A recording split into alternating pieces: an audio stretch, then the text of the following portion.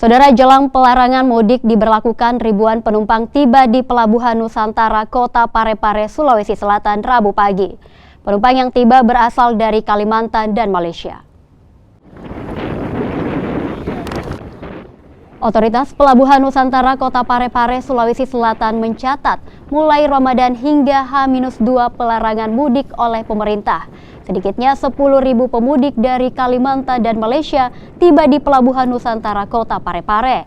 Para penumpang menggunakan kapal Pelni dan kapal swasta rute Kalimantan Parepare.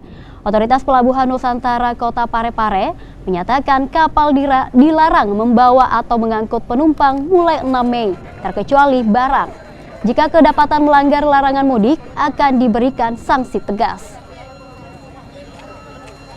Jadi bukan tidak ada kapal berangkat ya, jadi kami dapat sampaikan bahwa untuk mulai dari tanggal 6 sampai tanggal 17 itu kapal masih kami izinkan untuk operasi, tapi tidak diizinkan untuk memuat penumpang. Oh, hanya? Kecuali yang dikecualikan dalam surat edaran itu. Iya, jadi tidak diizinkan untuk perusahaan pelayaran untuk jual tiket lagi. Berarti hanya kendaraan, Pak, ya? Kendaraan logistik. Logistik. Ya, kapal-kapal yang memuat logistik. Nah, jika ada kapal yang meloloskan ini, Pak, meloloskan penumpang itu apa sanksinya kira-kira, Pak?